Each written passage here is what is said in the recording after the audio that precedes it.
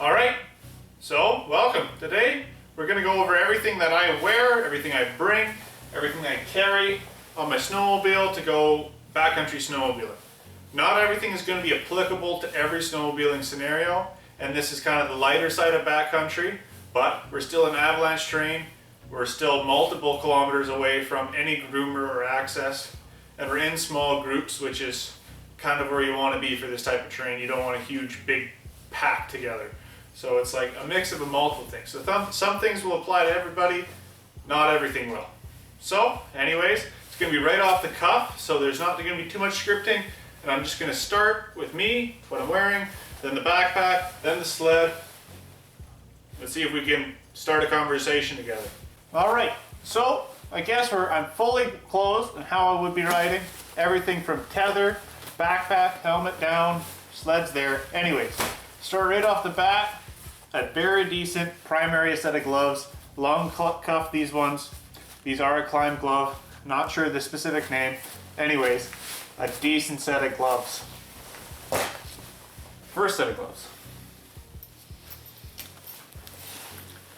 Pretty bog standard, summer, moto helmet. Nothing special at this point in time. Definitely looking at upgrading in the future, but don't cheap out on the eyewear. These aren't relatively expensive, but they are decent quality, I've found. These are the Arctic Vision lens. These are a Taube set of goggles. They're only like 160-ish Canadian, I believe. You can get multiple different lenses for them. Decent set of goggles. Eyesight is something a lot of people don't consider when you're a beginner, and some people don't even buy decent goggles all the way when they're buying $20,000 sleds. So, decent set of goggles. I'm just going to take the bag off for now and get back to it. Next layer is my primary ski jacket. I've had this one for 10 years. I believe it's Burton branded. Anyways, pick a decent ski jacket. Make sure it fits you. A lot of people like the snow band. A lot of people like the thumb cuffs. This one doesn't have it. Happens to have a hood. I don't care whether it has a hood or not. Oh, I guess I should start. Cell phone. My right breast pocket for easy access, navigation, communication. It lives here. Avalanche beacon lives right here under my primary layer. This is a T3 from BCA. Learn how to use it when you're in the train. Wearing it properly, it's in its rated holder. It's not just in a pocket somewhere or in your bag. It's always right there. It's not the best to have these close together, so this one kind of lives here. This one lives here, and that's all the electronics I keep on my front. Don't want to garble it up too much when you do get buried. You want that to have a clear signal. So that's all that's in the jacket at this point in time. Don't carry too much in it, like to have free pockets. Already mentioned the beacon. Not going to dive into it too much in this video, but it always exists on your person, never leaves your person. Has a tether when you're using it, when you're practicing with it. Next, these are a couple-year-old Taube bib snow pants. Major upgrade. Love the bib. Don't get snow in them. Not as expensive as a mono suit, but still very nice. Heading down to the lower part of the snow pant, we have the matching branded Taube BOA tightening boots, but they also specifically have the inside liner, which attaches to the toe section, so this never rides up when you're walking through deep snow. In my opinion, a must-have, but you know, work with what you got. You know, a lot of people start with a snowboard boot, but you know, go buy a used set, something. Enough ankle support that it protects you, but not as rigid as a snowboard boot, so you can still maneuver properly and stay warm. For clothing on my body, it's nothing too special. I'm wearing something similar to this. You know, got one cotton shirt underneath, one long sleeve over top. That's generally enough for most weather conditions. If it's really cold, I'd have a onesie on as well. You know, sweatpants, one decent set of socks that come up to here. That's it, absolutely nothing special. Don't carry anything in my sweatpants pockets, nothing in the shirt. It's just a base layer. All right, so next up, probably the most important thing that we're going to talk about, which is like your whole backpack, which is all your really truly essential stuff that don't live directly on your person. But like, you know, jacket's kind of basic, boots are kind of basic. Oh yeah, this might not be why you're watching this video, but anyways, you know, obviously the key to your machine, whatever it may be, your tether, very important for this type of snowmobiling we're talking about. But anyways, for the primary bag, this is a Float 2.0 turbo 25 liter.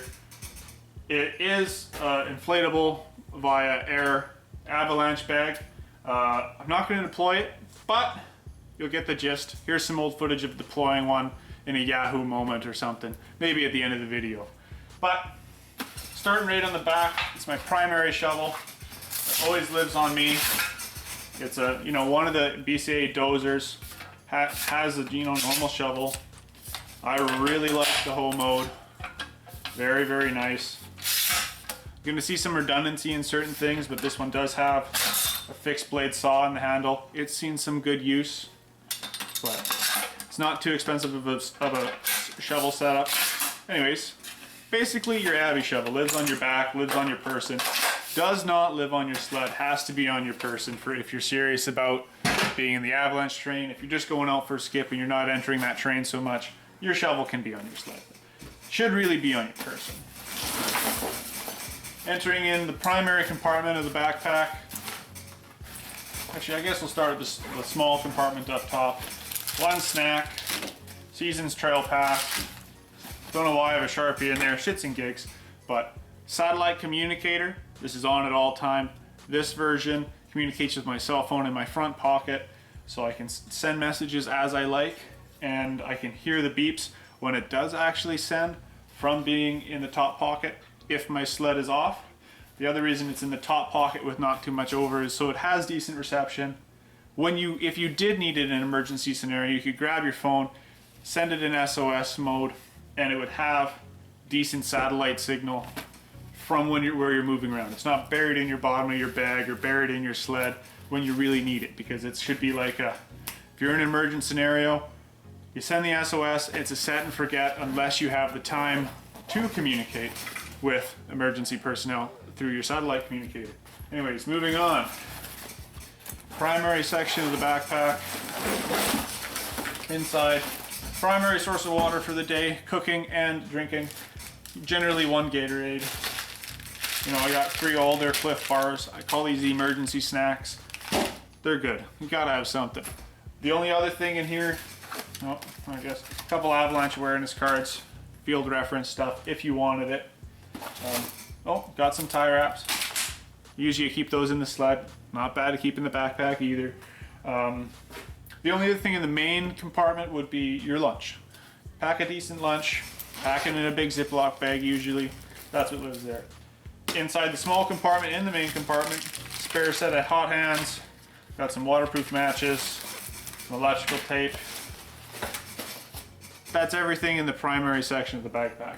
Up here in this section is your airbag and your cylinder. I don't know if this is the video to go over that. It exists in this bag. That's all you need to know for the scope of this video.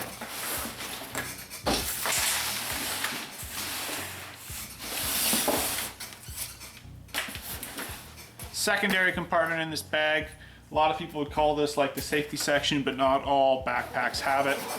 But this is where all like your safety gear are, is pretty much. So secondary set of gloves.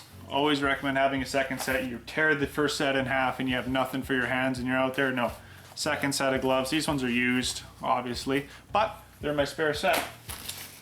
Avalanche, like compression and propagation testing. Cut rope.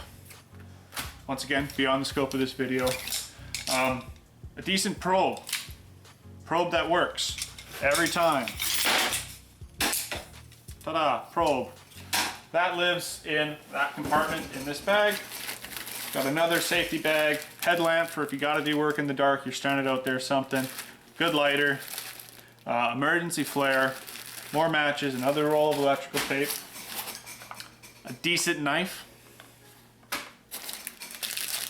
tinfoil blanket. Next up, first aid kit in a bag, wrapped. So when it does get some moisture coming into the bag from the snow, you don't have to pull it apart and dry it out each time. But this is a snowmobiling specific or backcountry specific Mountain Labs first aid kit, so it's a little oriented there, but have something. Somebody should have something. pull start cord, can't remember which generation of sled this is, emergency start cord, or whatever you need it for, and a spare sled key.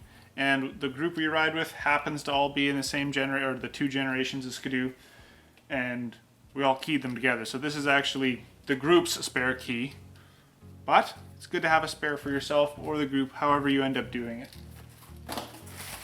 That's the last thing in that compartment of the bag. Last thing to talk about in the rest of the bag is side pocket here.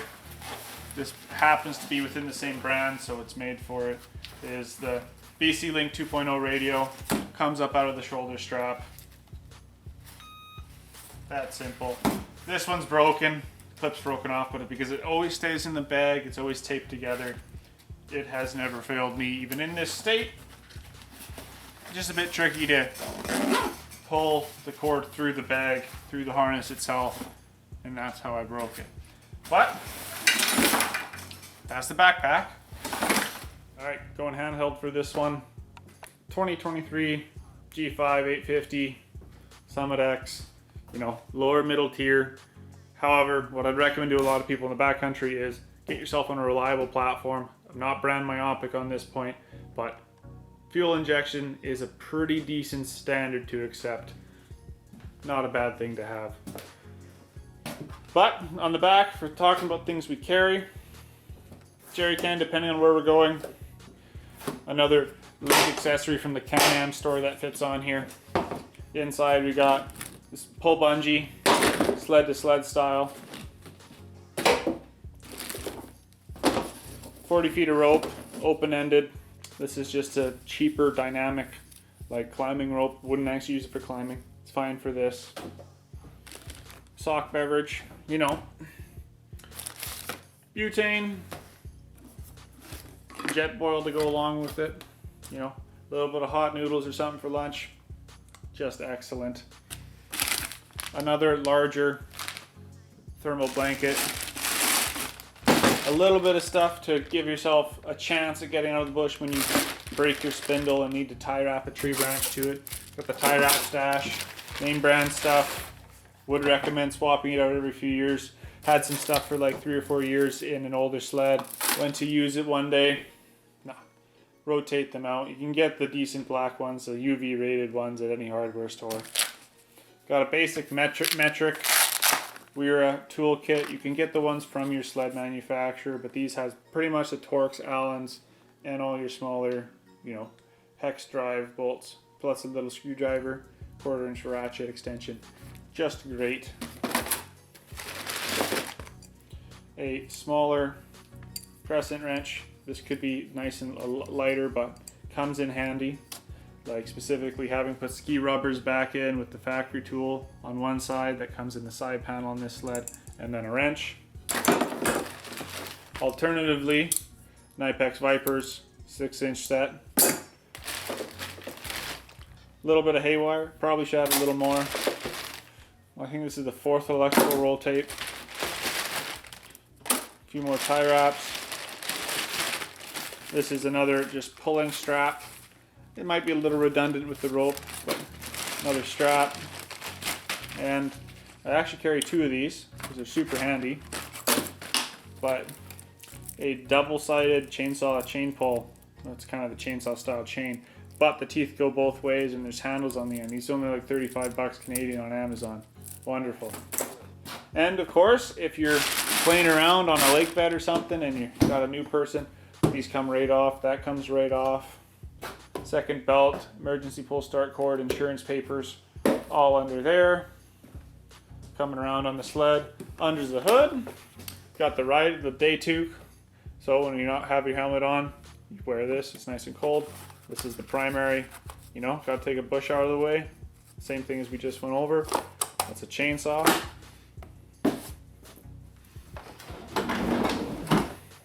And just for accountability, the factory tool set that comes with your sled. Every manufacturer comes with a couple little tools like this to work on your sled. You know, how to change your belt pretty much. Have the tools to be able to change your belt to spare if need be. All right, that's quick and dirty, kind of off the cuff. I don't know what else to say, is start the discussion. What does a guy need to bring? What should a guy bring if he's going out in a small group and you're really novice and you're not entering major backcountry terrain? You're flat landing, you're a groomer, have someone showing you the way. You gotta have some winter stuff, you gotta have your basic PPE. And then there's like the next level of stuff that's included in here. Mix them together. There's backcountry stuff. What you're gonna do when you're off the beaten path, out of cell phone service, things you should have, things you consider. How are you gonna get yourself out? How are you gonna stay the night in the end of the day? And then there's the next one on top of that, which is avalanche terrain. And obviously we're not talking about rescue, we're not talking about any of that stuff, but some of this stuff is only applicable to avalanche, some of it's only applicable to backcountry because, you know, it's a triad. You can have avalanche terrain right on the resort or whatever you need, or a guided area. You know, you mix that triangle together, but where I am, it's kind of mild avalanche terrain, but it's still very much so in the backcountry. So this is what I carry personally. There's other things that not every person necessarily has to have everything the same. Ideally, like a 4-person group, which is the biggest you really want to get. And if you have a bigger one, it can be nice to split it into 2 groups that kind of hang out together but aren't right neck and neck with each other all day long. Because too many people, it just creates a bigger hazard in the backcountry. It's easier to lose people, communication in emergencies, shit like that. 4 people is a great number for navigating backcountry and avalanche terrain. So not everyone necessarily needs to have a satellite communication device. Might be nice to have more than one for redundancy, but at our point, our group only has mine. It's a lot better than nothing, no redundancy. Every single person has their avalanche gear. Every single person has their own snacks, water. I'm the only one with a first aid kit. Everyone has the basic sled tools. Some people have a rope, some people have this. Some people have a little more haywire stuff to be able to put, like, you know, an A-arm back together just to get you home instead of doubling with a buddy and having to come back and get your sled with more supplies, which happens sometimes. But this video is meant to be kind of just a gist of what, well, not even a gist, but exactly what I carry on my person when I go out. That's it. And that's all. But some people have this, some people have this. Talk about it. What's a glaring thing that I should have that I don't, that people should know about? Maybe there's going to be another year of this next year. I can get some more stuff. Definitely have intention to get a better helmet, maybe like proper fixed blade snow saw for digging pits better, stuff like that. But that's all I really can say for here now. But thanks for watching. Thanks for your input in the comment section. See you in the next one. Now, this is the dangerous part, ladies and gentlemen, is the ramp. So step 1. Don your faulty avalanche path.